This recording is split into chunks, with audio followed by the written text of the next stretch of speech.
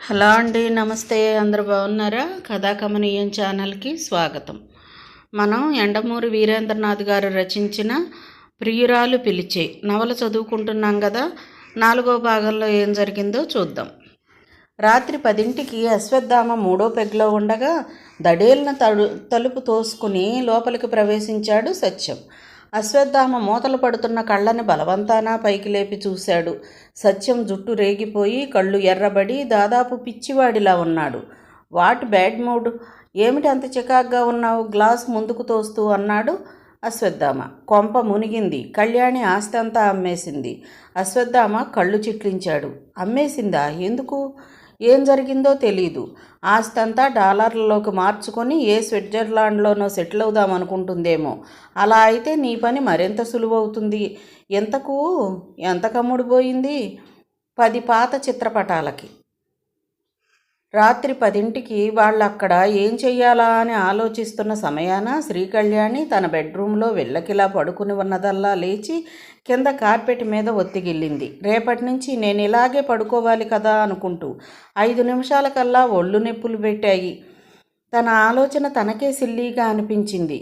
తిరిగి వెళ్ళి తన పక్క మీద పడుకుంది. ఆస్తిపోయిన మరుక్షణాన తాను బికారిగా రోడ్డును పడాల్సి వస్తుందని కానీ, కటిక దారిద్ర్యాన్ని అనుభవించాల్సి వస్తుందని కానీ ఆమె ఏనాడూ అనుకోలేదు. ఎన్నో కంపెనీలు తనని ఎగ్జిక్యూటివ్ డైరెక్టర్స్గా తీసుకోవడానికి రెడీగా ఉంటాయి. ఎన్నో బ్యాంకులు తనకి రుణం ఇవ్వటానికి తయారుగా ఉంటాయి. తనకున్న సంబంధాలతో ఏడాది తిరిగేసరికల్లా నిలదెక్కుకోవచ్చు. అది సమస్య కాదు. కార్తికేయ ఎంత గురి చూసి దెబ్బ కొట్టాడు. అంతా చెప్పిన తరువాత చివర్లో అతని నవ్వు తలుచుకుంటేనే ఆమె ఒళ్ళు రగిలిపోతుంది. ఆమె హృదయం అవమానంతో మండిపోయింది. ఓటమి ఒప్పుకునే గుణం కాదు ఆమెదు. డబ్బు సంగతి తీసి అలా పక్కన పెడితే ఇంత అతనికి పాఠం ఎలా చెప్పాలా అన్న ఆలోచనతో ఆమెకు నిద్ర పట్టడం లేదు. ఏ వ్యాపార బంధంలో అయినా, ఏ పనిలో అయినా, ఏ సంఘటనలోనైనా ఆమెకు ఒకటే పట్టుదల, లాస్ట్ లాఫ్, ఆఖరి చిరునవ్వు తనదవ్వాలి.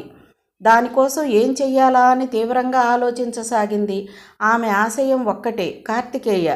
అతను తల వంచుకోవాలి. తానెలా నిలబడ్డదో అతను తన ముందు అలా నిస్సహాయంగా నిలబడాలి. తను అనాలి, చూసావా, ఆ రోజు నైతిక విలువల గురించి అన్ని కబుర్లు చెప్పావు, డబ్బు విషయం వచ్చేసరికి నువ్వు అలాగే ప్రవర్తించావు అనాలి. దానికోసం ఏం చెయ్యాలి?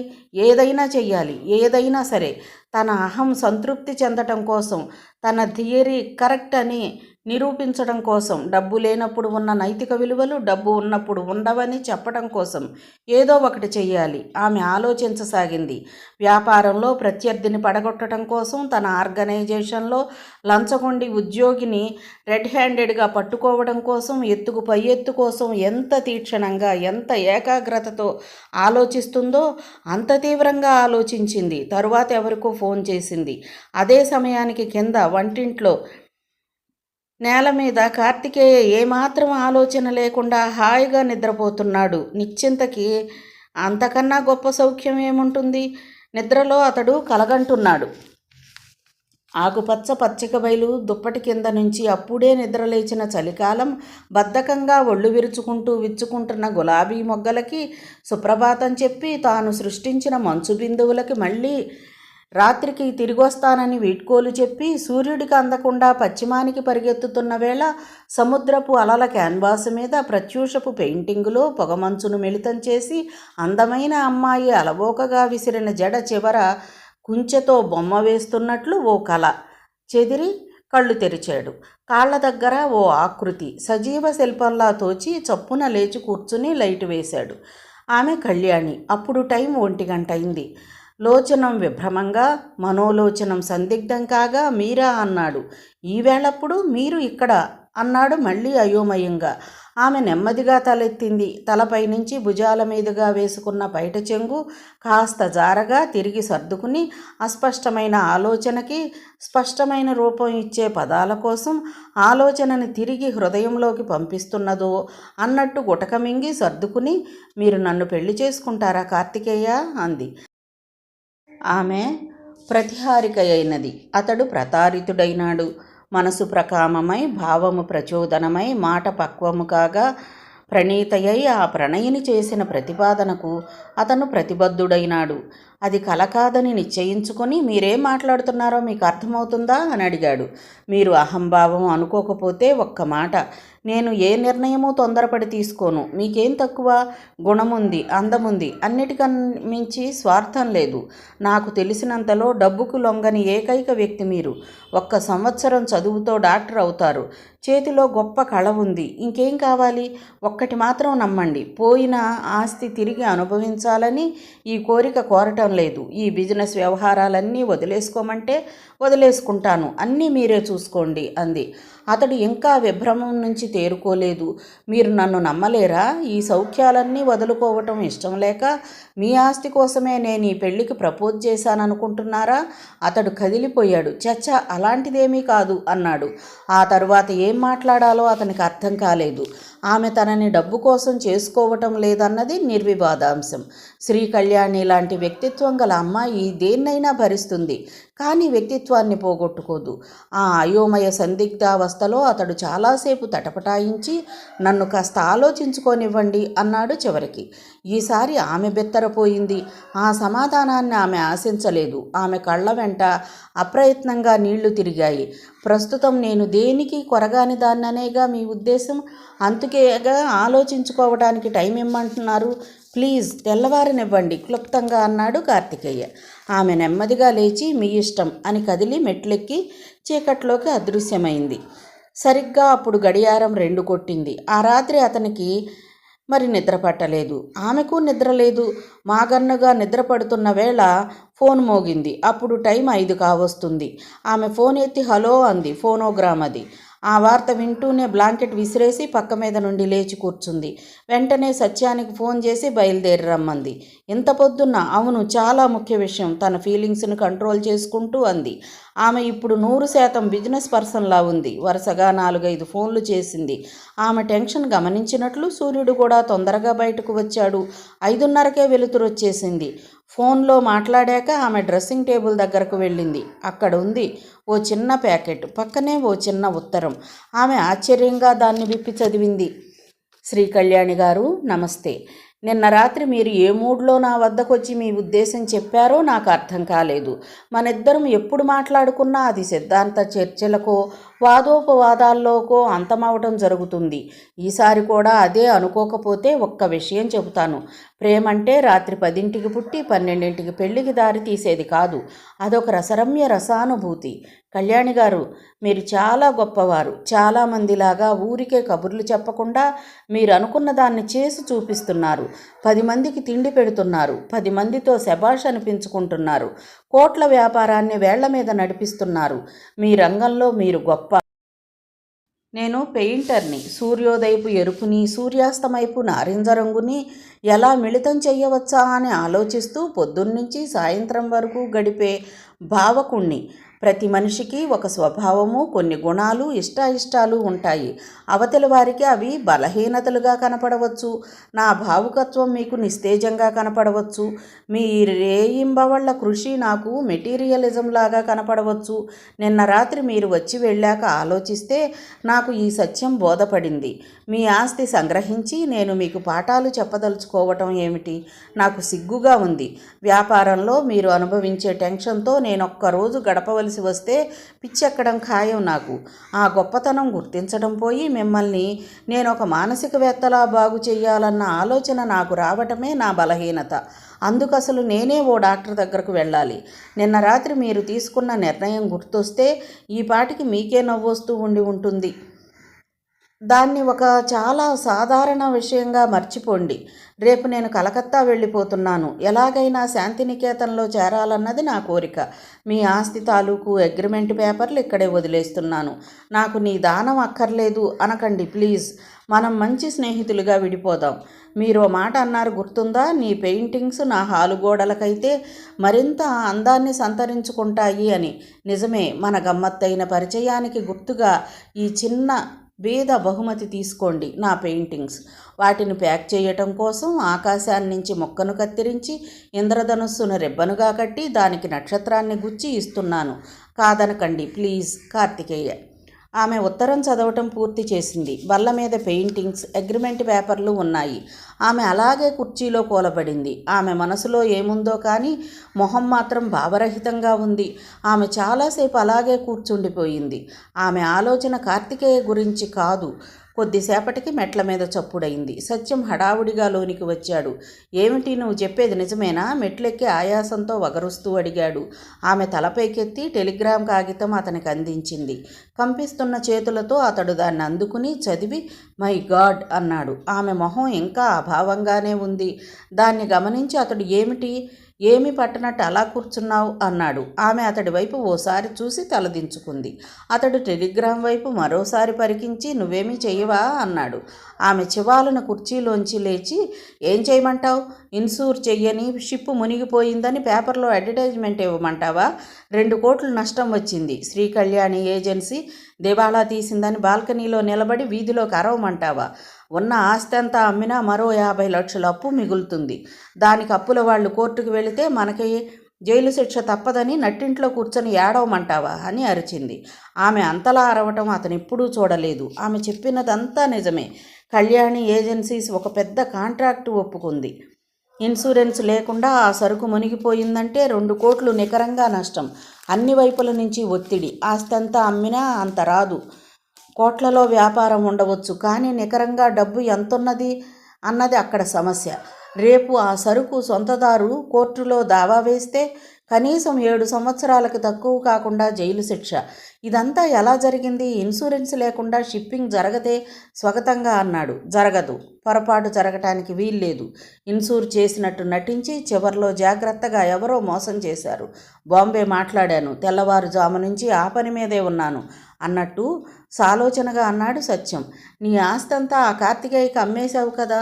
అవును, కానీ అతడు తీసుకోలేదు. మొత్తం తిరిగిచ్చేసి పైగా ఈ పెయింటింగ్స్ని బహుమతిగా నాకు ఇచ్చేసి వెళ్ళిపోయాడు. ఇవ్వటం తీసుకోవడం అతనిష్టం కాదు, అంతా లీగల్గా జరగాలి. అగ్రిమెంట్ జరిగింది, కానీ క్యాన్సిలేషన్ జరగలేదుగా. సత్యం దగ్గరగా వచ్చి కూర్చున్నాడు. ఒక సత్యాన్ని శోధించినంత సంతోషంగా అతని మొహంలో స్పష్టంగా కనిపిస్తుంది. నీ ఆస్తి అంటే అందులో స్థిరాస్తులే కాకుండా అప్పులు కూడా ఉంటాయి. అన్నీ కలిపి అతను తీసుకున్నాడు. ఆమె చురుగ్గా అతని వైపు చూసింది. అతడేం చెప్తున్నాడో ఆమెకు అర్థమైంది. ఈ అప్పులకు తను బాధ్యురాలు కాదని తన లీగల్ సలహాదారు సలహా ఇస్తున్నాడు. ఓడ మునిగిపోవటానికి ముందే తను కళ్యాణి ఏజెన్సీస్ని కార్తికేయకి అమ్మేసింది. కాబట్టి ఈ అప్పుకి అతనే బాధ్యుడు. తీర్చలేకపోతే అతడే జైలు శిక్ష అనుభవించాలి. ఆమె తల అడ్డంగా ఊపుతూ నేను ఒప్పుకోను, అది రాక్షసత్వం అంది. సత్యం నవ్వి అయ్యుండొచ్చు, దానికి మరో పేరే బిజినెస్ అన్నాడు. అతడు దీనంతటికీ ఒప్పుకోకపోవచ్చు. ఈ లిటిగేషన్తో సంబంధం లేదని చాలా సులభంగా న్యాయబద్ధంగా తప్పించుకోవచ్చు అంది కళ్యాణి. అదంతా కోర్టు కదా తేల్చేది. ఇక ఈ విషయంలో నువ్వేమీ కల్పించుకోకు. సత్యం ఫోన్ దగ్గరకు వెళ్ళి ప్రతాప్ రెడ్డికి ఫోన్ చేశాడు. మొత్తం మీ డిటెక్టివ్లనందరినీ పెట్టి ఆ కార్తికేయ ఎక్కడున్నాడో పట్టుకోండి. బహుశా కలకత్తా వెళ్లే రైల్లో దొరకవచ్చు. వెంటనే అతన్ని ఇక్కడికి తీసుకురండి. ఏమైంది ఉత్సాహంగా అడిగాడు ప్రతాప్ రెడ్డి. తరువాత చెబుతాను అంటూ ఫోన్ పెట్టేశాడు సత్యం. అప్పటి వరకు ప్రేక్షకురాలుగా చూస్తున్న కళ్యాణి కల్పించుకుని నువ్వు తొందరపడుతున్నావేమో సత్యం అంది. లేదు, ఒక లీగల్ అడ్వైజర్ హోదాలో నా పని చేస్తున్నాను. నువ్వు చేస్తున్నది నైతికంగా తప్పు, న్యాయబద్ధంగా కరెక్ట్ అన్నాడు సత్యం. అరగంటలో ప్రతాపరెడ్డి కారొచ్చి పోర్టికోలో ఆగింది. కార్తికేయని దాదాపుగా రెక్క పట్టుకొని పోలీస్ ఆఫీసర్ నేరస్తుడిని తీసుకొచ్చిన లెవెల్లో దిగాడు ప్రతాపరెడ్డి. వెరీ గుడ్, చాలా ఫాస్ట్గా పట్టుకున్నారే అన్నాడు సత్యం. ఇల్లెక్కడో పీటర్కి తెలుసు. వెళ్ళిపోవటానికి సామాను సర్దుకుంటుంటే పీటర్ పట్టుకున్నాడు. ఏం చేశాడు ఇతను? ఏదైనా దొంగతనం చేశాడా? కార్తికేయని అనుమానంగా చూస్తూ అడిగాడు ప్రతాపరెడ్డి. సత్యం మొత్తం జరిగిందంతా చెప్పాడు. అంతా చెప్పి అన్నాడు, మొత్తం ఆస్తంతా నువ్వు కొనుక్కున్నావా లేదా? కొనుక్కున్నాను, కానీ ఆ తర్వాత నాకే సిల్లీగా అనిపించి తిరిగి ఇచ్చేశాను. నీకెలా అనిపించింది అన్నది కాదు ప్రశ్న. శ్రీకళ్యాణి ఏజెన్సీస్ నువ్వు కొనుక్కున్నావా లేదా అది చెప్పు. కొన్నాను. నిన్న పొద్దున్నుంచి శ్రీకళ్యాణి ఏజెన్సీస్ ప్రొప్రైటర్వి నువ్వే, అవునా? అవును. ఎందుకు అడుగుతున్నారు ఇవన్నీ? నిన్న రాత్రి ఏజెన్సీ సరుకు తెచ్చే ఓడ మునిగిపోయింది. ఇన్సూరెన్స్ లేదు. 2 కోట్లకు పైగా నష్టం వచ్చింది. మొత్తం ఆస్తంతా అమ్మినా అది పోడదు. 50 లక్షలకు పైగా అప్పులు మిగులుతాయి. మనకి కాంట్రాక్ట్ ఇచ్చిన వాళ్ళు కోర్టులో దావా వేస్తే 7 సంవత్సరాలకి తక్కువ కాకుండా శిక్ష పడుతుంది. ఈ శిక్ష ఎవరు అనుభవించాలి? నువ్వా, మేమా? కార్తికేయ మొహం వాడిపోయింది. బాధ అతడి మొహంలో స్పష్టంగా కనపడుతుంది. ఈ విషయం నమ్మలేనట్టు తడబడ్డాడు. ముగ్గురు అతడి వైపే చూస్తున్నారు. అతడు నెమ్మదిగా కళ్యాణి దగ్గరగా వచ్చాడు. ఎలా? రాత్రికి రాత్రి ఆస్తంతా పోతే మీరెలా ఉంటారు అన్నాడు. ఆమెకు అతని భావం అర్థమై వెన్నులో జలధరింపు శరీరాన్ని సన్నగా వణికించింది. అతడు ఆలోచిస్తున్నది అతని గురించి కాదు, తన గురించి ఆలోచిస్తున్నాడు అతను. మొత్తం విషయం చెప్పేద్దామా అనుకుంది. ఆమె ఏదో అనబోతుంటే సత్యం కల్పించుకున్నాడు. ఆమె ఎలా ఉంటుంది అన్నది నీకెందుకోయ్? ఆమె వెనుక మేమంతా లేము. కళ్యాణి ఏజెన్సీస్ పోతే ఆమె బజార్న పడుతుందా? ముందు నీ సంగతి చెప్పు. ఆమె ఆస్తులకి అప్పులకి నువ్వు అగ్రిమెంట్ రాశావు కాబట్టి ఇప్పుడు అప్పుల వాళ్లకు జవాబుదారీ నువ్వే. ఆ విషయం నువ్వు ఒప్పుకుంటావా లేదా? అవును, నేనే. ఓడ మునిగిపోకముందే అగ్రిమెంట్ అయింది కాబట్టి నష్టం నీదేనా కాదా? నాదే. అప్పు చెల్లించాల్సిన బాధ్యత కూడా నాదే. రేపు కళ్యాణి గారి మీద కోర్టుకు వెళ్ళినా కూడా నువ్వు నెగ్గలేవు. అతడు ఆశ్చర్యం చెందినట్లు కనిపించాడు. ఇంత చిన్న విషయానికి కోర్టుకెందుకు? బహుశా అలాంటి అపాయం తొందరలో రాబోతుందనే దేవుడు శ్రీకళ్యాణికి ఆస్తి అమ్మేయాలనే ఆలోచన కలిగించి ఉంటాడు. అయినా మనందరం ఉండి ఆమెను జైలుకి ఎలా పంపుతాం? ఈ మాటకు సత్యం దెబ్బతిని వెంటనే సర్దుకుంటూ, అది సరే, ఆమె గురించి కాదు, నీ గురించి చెప్పు అన్నాడు. నేను ఒప్పుకుంటానన్నాగా. మా ఇద్దరి మధ్య జరిగిన కాంట్రాక్ట్ మాత్రమే జరిగింది, రిజిస్ట్రేషన్ కాదు. అయినా సరే నేను దీన్ని ఏ కోర్టులోనూ సవాల్ చెయ్యను. ఎందుకంటే అతను అన్నాడు, న్యాయస్థానం కంటే మనస్తాపం పెద్ద శిక్ష అని వెళ్ళిపోయాడు. అదేమిటి అంకుల్, సామాన్లన్నీ మళ్ళీ విప్పుతున్నావు? ఇంటిగల వాళ్ళ అమ్మాయి అడిగింది. కలకత్తా వెళ్ళటం లేదమ్మా, ఇక్కడే ఉండిపోతున్నాను, కార్తికేయ అన్నాడు. భలే భలే అనుకుంటూ ఆ అమ్మాయి బయటకు పరిగెత్తింది. కార్తికేయకు నవ్వొచ్చింది. ఇక్కడ అంటే ఈ ఇంట్లో అనుకుంటుంది ఆ పిల్ల. అతడు తన కుంచెలు పెయింటింగులు తీస్తుండగా ఆ పాప మళ్ళీ బాణంలా లోపలికి వచ్చింది. అంకుల్, నీకోసం కారు వచ్చింది అంటూ. అతడు విస్మయంతో, నా కోసం కారా అన్నాడు. అవును, ఎంతుంది అంటూ 2 చేతులు బార్లా చాపి చూపించింది. కార్తికేయ ఆశ్చర్యంగా బయటికి వచ్చాడు. వీధి మొదట్లో టొయోటా ఉంది. డ్రైవింగ్ సీటు దగ్గరగా ఉన్న శ్రీకళ్యాణిని చూస్తూ మీరా అన్నాడు. బిజీగా ఉన్నారా అని అడిగింది. నాలాంటి వాడికి బిజీ ఏమిటి, రండి. అయితే నాతో రండి, డిన్నర్కి వెళదాం. అతడు తల మొనకలయ్యేంత ఆశ్చర్యంతో, మీతో కలిసి డిన్నర్కా అన్నాడు. ఎలాగూ మన ఆస్తి అంతా అప్పుల వాళ్ళకే కదా, అది పోయేలోపు మనం వీలైనంత ఖర్చు పెట్టడం మంచిది. అఫ్కోర్స్ నేను ఇలా మాట్లాడితే మళ్ళీ మీరు నైతిక విలువలు, మానసిక సంస్కారం వగైరా గురించి చెప్తారనుకోండి. రండి, తొందరగా వెళదాం అంది. కారు మెత్తగా వెళుతోంది. ఏమైనా మాట్లాడండి.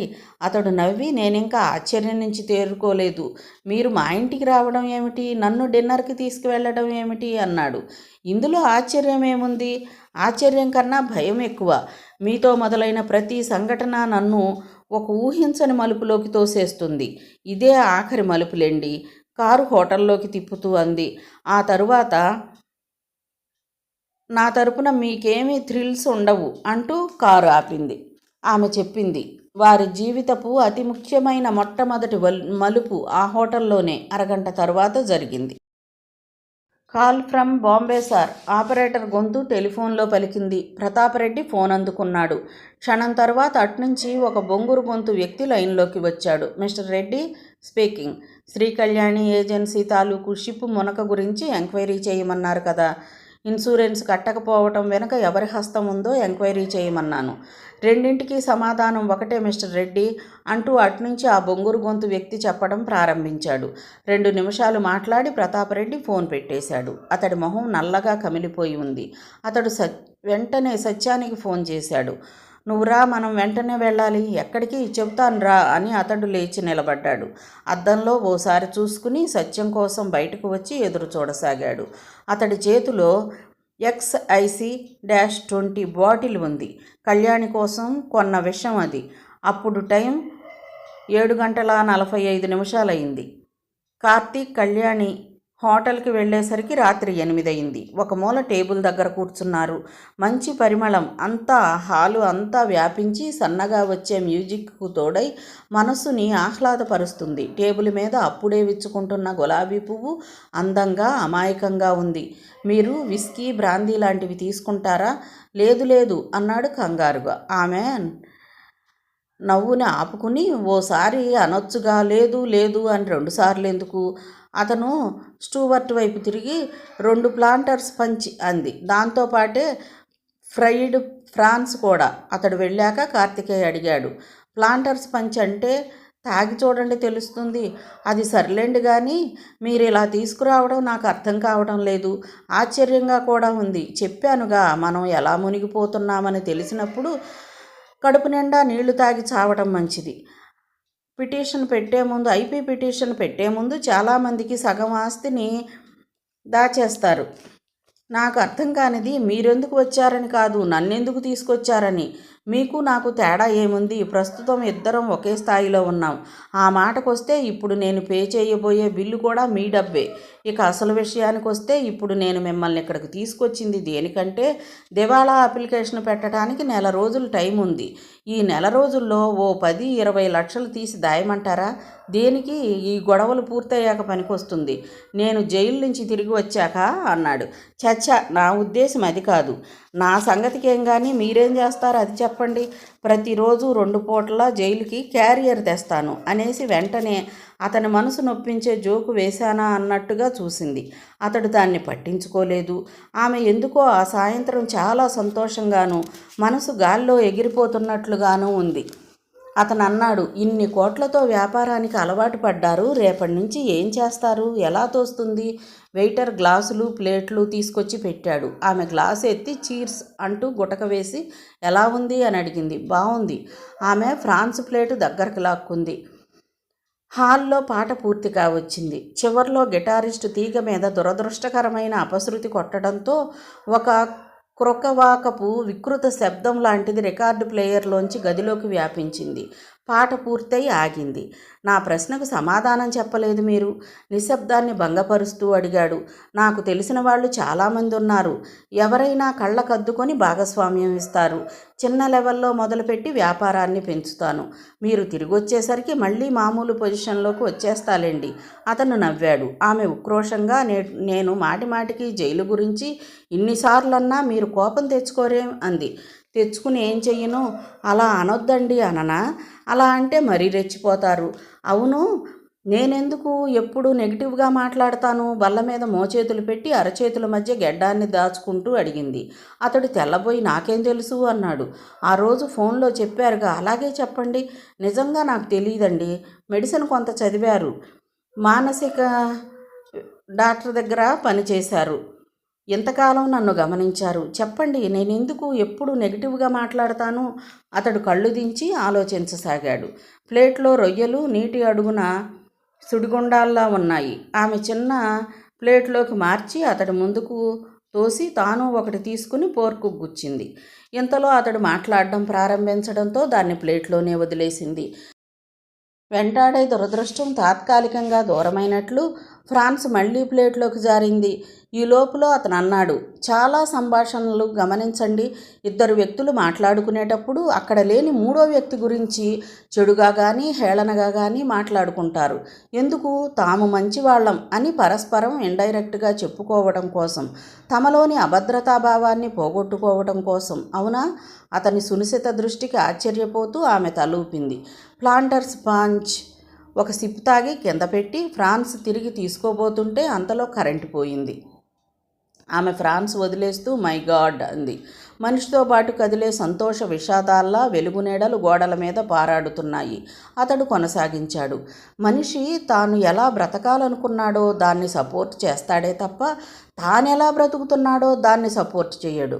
2 పక్కపక్క ఇళ్లల్లో 2 కుటుంబాలున్నాయనుకోండి. అందులో ఒక మగవాడికి రహస్యంగా 2వ భార్య ఉంది అన్న వార్త బయటకు వస్తే పక్క వాటాలో మగవాడు తన భార్య దగ్గర అతడిని తిడతాడు. ఇతడికి వేరే ఇంకో రెండో భార్య ఉన్నా సరే ఆమె గట్టిగా నవ్వింది. ఆమె అంత గట్టిగా నవ్వటం చాలా అరుదు. బోరు కొడుతున్నానా అన్నాడు. లేదు లేదు చెప్పండి ఉత్సాహంగా అంది. ఆమె మనసులో ఒక భావం క్రమంగా రూపుదాల్చుకుంటుంది. బయట జనరేటర్ ఆన్ చేసినట్లున్నారు. చల్లని గాలి వస్తోంది. మనిషి అదృష్ట దురదృష్టాలని పరీక్షించే జూదపు గవ్వల్లా ప్లేట్లో ప్రాన్స్ అలాగే ఉన్నాయి. పైన చెప్పిన రెండు ఉదాహరణలు తమకి నమ్మకం లేని మనుషుల గురించి. ఎప్పుడైతే తన మీద తనకి నమ్మకం కుదురుతుందో మనిషి తన సిద్ధాంతాలని బయటకు వెల్లడి చేయటం ప్రారంభిస్తాడు. అది సమాజానికి నచ్చదు, అతడిని నెగిటివ్గా చిత్రీకరిస్తుంది. ఆ మనిషి కూడా దాన్ని ఒక క్వాలిఫికేషన్గా తీసుకుంటాడు. ప్రస్తుతం మీరు ఆ స్థితిలోనే ఉన్నారని నా ఉద్దేశం, కాస్త ఓవర్ డోస్లో. ఆమె మనసు క్లియర్ అయింది. అతను చెప్పదలుచుకున్న సమయం ఆసన్నమైంది. తన నాటకం గురించి, అతనితో పెళ్లి విషయంలో చెప్పిన అబద్ధం గురించి, ఈ విధమైన నెగిటివ్నెస్ బహిర్గతం చేసే అవతలి వాళ్లకు ఓ పట్టాన అర్థం కారు. ఎందుకు కారు? మీరు అర్థం చేసుకుంటారు. కార్తికేయ చేసుకోకపోతే ఇంకెవరు చేసుకోరు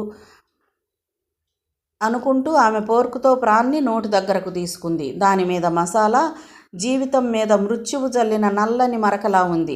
ఆమె అంది, ఇప్పుడు నేను మిమ్మల్ని హోటల్కి తీసుకొచ్చిన అసలు కారణం చెబుతాను. నా ఆస్తి, అదే ఆమె ఆగి ప్రాన్ని నోట్లో పెట్టుకుంది. అంతే, ఆమెకు పలమారింది. గుటక వేసి మంచినీళ్లు తాగింది. అయినా దగ్గు తగ్గలేదు. కార్తికేయ నాప్కిన్ అందించాడు. ఆమెకు కళ్ళు తిరుగుతున్నట్లుగా అనిపించింది. బల్ల అంచు పట్టుకోవాలని ప్రయత్నించింది. అందలేదు. ముందుకు తూంది. కార్తికేయ కంగారుగా కళ్యాణి అంటున్నాడు. అది మాత్రం తెలుస్తుంది. తన వైపు పరుగెత్తుకు వస్తున్న హోటల్ సిబ్బంది, లేచి నిలబడుతున్న కస్టమర్లు మసగ్గా కనపడుతున్నారు. నాలుకను 2 వేళ్లతోనే పట్టుకొని ముందుకు లాగుతున్నట్లు, నరాల్ని మెలిపెడుతున్నట్లు, శరీరాన్ని పెన్నంలో వేసి వేపుతున్నట్లు ఆమె కనుగుడ్లు, రెప్పలు పైకి వెళ్ళాయి. గొంతులో శబ్దం దిగంతాలకు పాకి నిశ్శబ్దంలోనే ముగిసిపోయింది. క్షణంలో ఆమెకు స్పృహ తప్పింది. ఐఎమ్ సారీ మిస్టర్ సత్యం. విషాహారం తినటం వల్ల ఆమెకు ఈ విధంగా వాతం వచ్చింది. ఆమె తిన్న రొయ్యలు విషపూరితమైనవి. ఎప్పటికి తగ్గగలదంటారు డాక్టర్? చెప్పలేం. సంవత్సరం పట్టవచ్చు, లేక 10 సంవత్సరాలు పట్టవచ్చు. జీవితాంతం బాగుపడకపోవచ్చు. నరాల సిస్టమ్ పూర్తిగా దెబ్బతింది. మాట పడిపోకుండా ఉండటం అదృష్టం. కేవలం విషాహారం తినటం వల్ల కాళ్ళు చేతులు పడిపోయే అవకాశం ఉందా? చాలా రేర్ కేసు ఇది సత్యం. ఆ రొయ్యల మీద ల్యాబ్ రిపోర్టు కూడా వచ్చింది. అందులో విషం కెమికల్ పరీక్షలకి కూడా దొరకటం లేదు. సముద్రంలో ఏ భాగంలో పట్టుకున్నారో కానీ ఆ రొయ్యలు చాలా అపాయకరమైనవి. సత్యం తన మొహంలో ఏ భావం కనపడకుండా, ఎంత ఖర్చైనా పర్వాలేదు డాక్టర్, మా కళ్యాణి బాగుపడాలి అన్నాడు. ఇక్కడ ఈ సంభాషణ జరుగుతూ ఉన్న సమయానికి లోపల శ్రీకళ్యాణి మంచం మీద నుంచి కిటికీ గుండా బయటకు చూస్తోంది.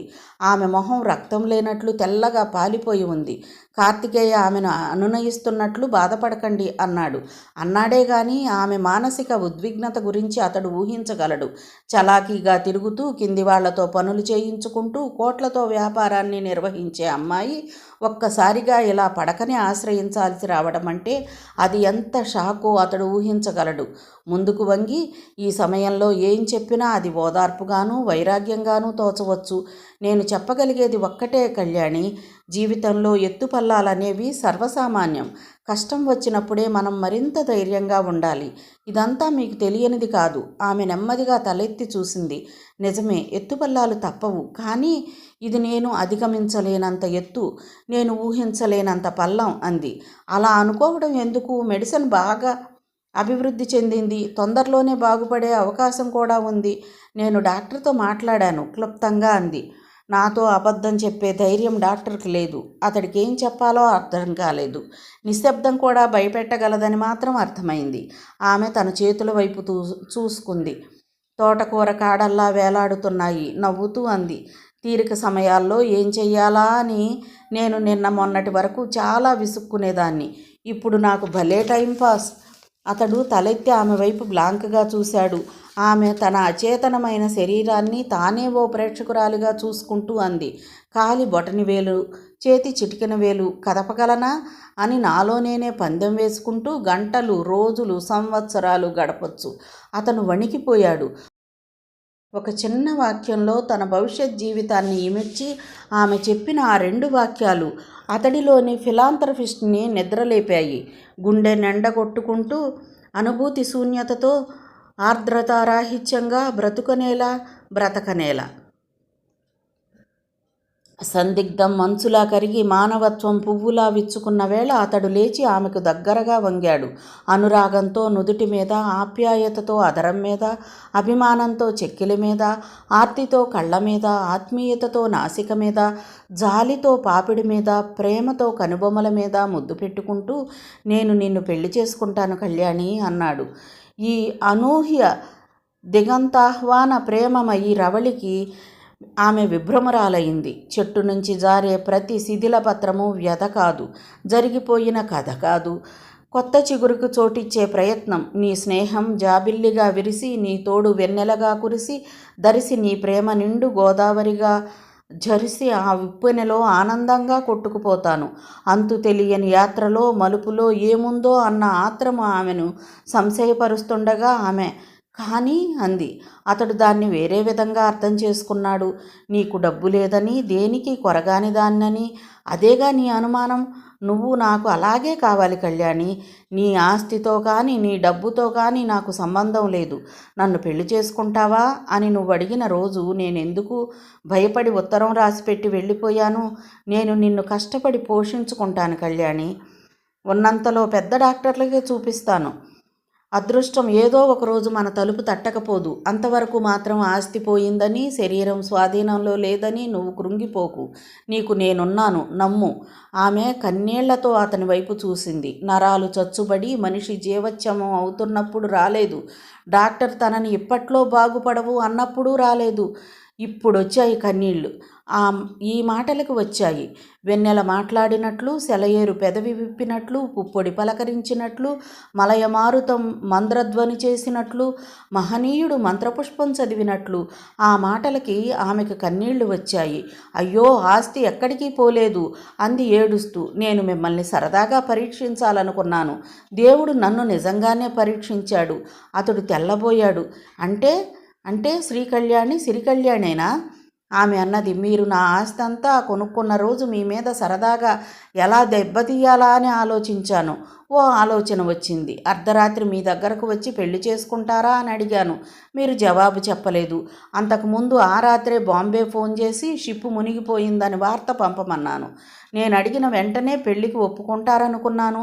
మరుసటి రోజు నేను బెకారినయ్యానన్న వార్త తెలిసి పెళ్లికి వెనుకాడతారని, అప్పుడు నేను మిమ్మల్ని గెలిచినట్టు అవుతుందని అనుకున్నాను. కానీ మీరు పెళ్లికి ఒప్పుకోలేదు. ఆస్తి నాకు తిరగరాసి వెళ్ళిపోయారు. అందులో సత్యం ఇంకో విషయం చెప్పాడు. అప్పుల వాళ్ళు కోర్టుకెళితే జైలు పాలు కావాల్సి వస్తుందని. అప్పుడైనా మీరు నాకు ఈ అప్పులకు సంబంధం లేదు అంటారేమో అనుకున్నాను. ఎప్పటికప్పుడు చూసావా, విషయం తన వరకు వస్తే మనిషి ఎలా మాట తప్పుతాడో. ఈ ప్రపంచంలో డబ్బుకున్న విలువ దేనికి లేదు అని మీకు చెప్పడం కోసం ఇన్ని రకాలుగా పందాలు కట్టాను. చివరికి దేవుడు నన్ను ఓ కదిలే శవాన్ని చేసి ఇంకెప్పుడూ పందాలు కట్టకుండా చేశాడు. ఒకప్పుడు తలెత్తి ధీమాగా ఎవరో మొగాణ్ణి నన్ను నా ఆస్తిని స్వీకరించు అందామనుకున్నాను. అంత ధీమా పనికిరాదంటూ మళ్ళీ తలెత్తకుండా మెడలో నరాలు విరగ్గొట్టాడు ఆ దేవుడు. ఇప్పుడిక మీతో సేవ చేయించుకుంటూ అనుక్షణం నాలో నేను. అతడి చెయ్యి ఆమె నోటి మీద పడింది. కాపు అన్నట్లు. ఒక్క షరతు మీదే నేను నిన్ను పెళ్లి చేసుకుంటాను కళ్యాణి అన్నాడు. ఈ ఆకస్మిక పరిణామానికి ఆమె నిరుత్తురాలైంది. ఇక ముందన్నడు నీవు నీ లేనిత్వం గురించి బాధపడకూడదు. పూర్వపు కళ్యాణిలాగే పొగరుగా అల్లరిగా ఉండాలి. అది షరతు మన పెళ్లికి. ఆమె కన్నీళ్లతో నవ్వింది. విషాదానికి ఆనందానికి కలిపి కట్టిన వారధిలా ఉంది ఆ నవ్వు. ఆనందం ఎదనిండి గుండె పాత్ర పొర్లితే కంటి చివర నీటి చుక్క చెంప మీద జారటం ఏమిటో అప్పుడు అర్థమైంది ఆమెకు. సంధ్య తలుపు వెనక మృత్యువులా ఉండని, పొంచుండని, నన్ను మాత్రం ఆశ నిండిన కళ్ళతో నీ దివ్యరూపం ముందుండని, చూస్తూ ఉండని. సత్యం విసిరిన గ్లాసు తగిలి అద్దం భళ్ళున బద్దలైంది. సత్యం మనిషిలా లేడు, రాక్షసుడిలా ఉన్నాడు. ప్రతాపరెడ్డి అయితే సత్యాన్ని ఆ పొజిషన్లో చూడడం అదే ప్రథమం. మనుషులు పైకి సాఫ్ట్గా ఉండి డ్రింక్ చేసినప్పుడు వికృత రూపాన్ని ప్రదర్శిస్తూ ఉంటారని చాలా చోట్ల చదివాడు. అదే అనుభవంలోకి ఇప్పుడు మొదటిసారిగా వచ్చింది. తన లోపలి మనిషిని ఎప్పుడూ బలవంతంగా నొక్కిపెట్టి ఉంచటం వల్లనేమో బహుశా ఇటువంటి విషయాల్లో ఆ రాక్షసుడు బయటకొచ్చి విజృంభిస్తూ ఉంటాడు అనుకున్నాడు. పరిస్థితి మామూలుగా తీసుకురావలసిన బాధ్యత తనదేనని అశ్వత్థామ గుర్తించి రొయ్యల్లో విషం కలిసిందన్న అనుమానం శ్రీకళ్యాణికి రాకపోవటం అదృష్టం అని టాపిక్లోకి వస్తూ అన్నాడు. అసలంత ఫాస్ట్గా నిర్ణయం తీసుకోవాలన్న ఆలోచన వచ్చినందుకే అభినందనీయులు మీరు. ఆ పొగడ్తకి ప్రతాపరెడ్డి కరుగుతాడని అశ్వత్థామకు తెలుసు. ఎంతైనా మానసిక వైద్యుడు కదా. అతడి ఊహ నిజమైంది. ప్రతాపరెడ్డి అన్నాడు, ఆ రాత్రి నాకు బాంబే నుంచి షిప్పు మునగలేదని వార్త వచ్చింది. సత్యాన్ని తీసుకుని హోటల్కి వెళ్ళాను. 2 చుక్కల విషం అంతే. ఆ రొయ్యలే గాని ముందు కార్తికేయ తిని ఉంటే అన్నాడు అశ్వత్థామ. ఆ మాటలకు సత్యం విసుగ్గా లేచాడు. ఉంటే ఏమిటి? ఉంటే లేదు గింటే లేదు. కార్తికేయ తిని ఉంటే కళ్యాణి అతన్ని డ్రైవర్తో హాస్పిటల్కి పంపి ఉండేది. సరేనా? సత్యం, నువ్వు ఆవేశపడకు, కూర్చో. ఇప్పుడు మన సమస్య మరింత జటిలమైంది. ఆ సంగతి ఆలోచించకుండా మనం అనవసరంగా కొట్టుకుంటున్నాం. ఏం జటిలమైంది? శ్రీకళ్యాణి మర్డర్ మామూలుగా జరిగితే అనుమానం వెంటనే సత్యం మీదకు వస్తుందని కదా మనం ఇన్ని జాగ్రత్తలు తీసుకుంటున్నాం. ఇప్పుడు వాళ్ళ పెళ్ళి కూడా నిన్న సాయంత్రం జరిగిపోయింది. కాబట్టి కళ్యాణి చస్తే ఆస్తి అంతా కార్తికేయకి వెళుతుంది. కార్తికేయ చస్తే అతనికి వారసులు లేరు కాబట్టి సత్యానికి వస్తుంది. కానీ దాంతో సిబిఐ వాళ్ళ అనుమానం కూడా వెంటనే సత్యం మీదకు వస్తుంది. మీకు చాలా దూరదృష్టి ఉందే. ప్రతాపరెడ్డి ఆ మాటలు పట్టించుకోకుండా అన్నాడు. ఇప్పుడు మన పని రెట్టింపయింది. ఎవ్వరికీ అనుమానం రాకుండా కేవలం కళ్యాణినే కాదు, కార్తికేయను కూడా చంపాలి. అయితే ఇద్దరిని ఒకే యాక్సిడెంట్లో చంపాలి, అనుమానం రాకుండా. అలా చేస్తే పర్వాలేదు. కానీ ఇద్దరూ కలిసి బయటకు వెళ్లరు. శ్రీకళ్యాణి నడిచే స్థితిలో లేదు, కానీ చెయ్యి కదిపే స్థితిలో కూడా లేదు. అలాంటిది పెళ్ళెలా చేసుకుంది? మెళ్ళో దండెలా వేసింది? రిజిస్టర్ మ్యారేజ్ సంతకమన్నా పెట్టాలి కదా? అశ్వత్థామ అడిగాడు ఆసక్తిగా. కార్తికేయ ఆమె చెయ్యి పట్టుకొని రిజిస్టర్లో వేలిముద్ర వేయించాడు. సరేనా? విసుగ్గా అన్నాడు సత్యం. మీరు ఆలోచించవలసింది మన పని ఎలా పూర్తి చెయ్యాలా అని, అంతేకాని అతను పెళ్ళి ఎలా చేసుకున్నాడా అని కాదు. నాకొక ఆలోచన వస్తుంది. ప్రతాపరెడ్డి సాలోచనగా అన్నాడు. ఇద్దరూ ముందుకు వంగి ఉత్సుకతో ఏమిటి అన్నారు. కార్తికేయ తండ్రి జమీందారు. ఆస్తి అంతా ఉంచుకున్న దానికోసం తగలెట్టాడు. అలాగే మనం ఒక వ్యక్తిని అతని మీదకు ప్రయోగిస్తే ఎలా ఉంటుందా అని ఆలోచిస్తున్నాను. ఏడ్చినట్టు ఉంటుంది. మీవన్నీ విప్రనారాయణ లాంటి ఆలోచనలు. నేను వెళుతున్నాను. నాకు చాలా ఇరిటేటింగ్గా ఉంది. అసలు ఏడాది క్రితమే దాన్ని కారు బ్రేకులు తీసేస్తే యాక్సిడెంట్ అయి చచ్చిపోయి ఉండేది. ఇప్పుడు ఈ పెళ్ళి, కార్తికేయ ఆస్తికి వారసుడవటం, చిచ్చి తలుచుకుంటేనే గాడిదతో తన్నించుకున్నట్టుగా ఉంది. నేను వెళుతున్నా అని పెద్ద పెద్ద అడుగులు చప్పుడు చేసుకుంటూ వెళ్ళిపోయాడు సత్యం. సరిగ్గా గంట తర్వాత అశ్వత్థామ 4వ పెగ్గులో తూలుతూ ఉండగా రెడ్డి అడిగాడు, అసలు నీకు సత్యానికి ఎలా పరిచయం? అతడు ఒక సైకో పేషెంట్గా నా దగ్గరకు వచ్చాడు. అప్పుడు పరిచయం. రెడ్డి ఆసక్తిగా ముందుకు వంగి ఏ సమస్యతో అన్నాడు. హెలూసినేషన్స్, దెయ్యాలు భూతాలు కలలోకి వస్తూ ఉంటాయి. ఒక అమ్మాయి తనను చంపేస్తున్నట్లు తరచూ భయపడుతూ ఉంటాడు. దాంతో విపరీతమైన ఇన్ఫీరియారిటీ కాంప్లెక్సు. దాన్ని కప్పిపుచ్చుకోవటానికి సుడో సుపీరియారిటీ చూపిస్తూ ఉంటాడు. ఈ ఆత్మనూన్యతా భావం వల్లే సంవత్సరం క్రితం అతడొక హత్య చేశాడు. రెడ్డి చప్పున అతని మాటల్ని కట్ చేస్తూ ఎవరిని అన్నాడు. అతని గర్ల్ ఫ్రెండ్ని. ఆ అమ్మాయి అతనితో బాగా స్నేహంగా ఉండేది. 2-3 సంవత్సరాల తర్వాత ఆమెకు పెళ్ళయింది. పేరు మనోజ్ఞ అన్నాడు అశ్వత్థామ. ఇదంతా హిప్నాటిక్ ట్రాన్స్లో నాకు చెప్పాడు. ఎందుకు చేశాడు ఆ హత్య? పెళ్ళైన తర్వాత ఆ అమ్మాయి అతని దగ్గరకు రావటం మానేసింది. అప్పటి వరకు సెక్స్ అంటే 2 నిమిషాలే. అదే నిజమైన ఆనందం అనుకుంది. పెళ్ళైన తర్వాత భర్త అంటే ఆవిడ లైఫ్లో రెండో మగాడు నిజమైన సెక్స్ అంటే ఏమిటో చూపించాడు. దాంతో ఇతడి వైపు కన్నెత్తి చూడటం లేదు. దానికోసం హత్య చేయాల్సిన పని లేదే. అతడు ఒక సైకిక్. ఈ కాంప్లెక్స్ ఉన్న మగవాళ్ళు ఎంతకైనా తెగిస్తారు. పెళ్ళైన తర్వాత కూడా ఆ అమ్మాయి తన ఆధీనంలో ఉండాలని, అన్నీ తనకు చెప్పుకుని తన నుంచి సానుభూతి పొందాలని ఆశించాడు. ఆ అమ్మాయి కాస్త అల్లరి పిల్ల. అతనికి ఓ ఉత్తరం రాసింది.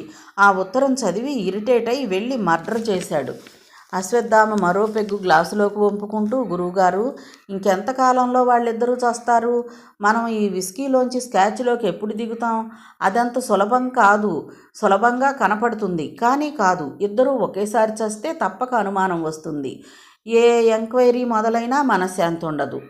ఆస్తి వచ్చిందన్న ఆనందం ఉండదు. సాలోచనగా అన్నాడు. ఏదో ఓ ప్లాన్ చెయ్యాలి. ఎవ్వరూ ఊహించని ప్లాన్. నిజంగా అంత కష్టపడాలా? నీకు తెలీదు అశ్వత్థామ, పోలీస్ డిపార్ట్మెంట్లో పనిచేశాను. నాకు తెలుసు, ఇంటెలిజెన్స్ డిపార్ట్మెంట్ తలుచుకుంటే ఎంత లోతుకైనా వెళ్ళగలదు. ఆ కార్తికేయ ఊళ్ళో ఉన్నాడా? ఉండటమేమిటి, ఈరోజే శోభనం. శోభనమా అంటూ బిగ్గరగా నవ్వాడు అశ్వత్థామ. పెళ్లి రిజిస్టర్లోనే చెయ్యెత్తి సంతకం పెట్టలేని ఆడదానితో శోభనమా అంటూ ముందుకు తూలి మందెక్కువై స్పృహ తప్పిపోయాడు. మిగతా కథ రేపటి భాగంలో చూద్దామండి. కథ విన్నందుకు ధన్యవాదాలు. ఈ నవల మీకు నచ్చితే ఒక లైక్ చేయండి, షేర్ చేయండి, నా ఛానల్ని సబ్స్క్రైబ్ చేసుకోండి, నన్ను సపోర్ట్ చేయండి. మీరిచ్చే ఒక్క లైక్ నాకు, నా ఛానల్కు ఎంతో సపోర్ట్ని ఇస్తుందండి. Thank you. ఉంటానండి.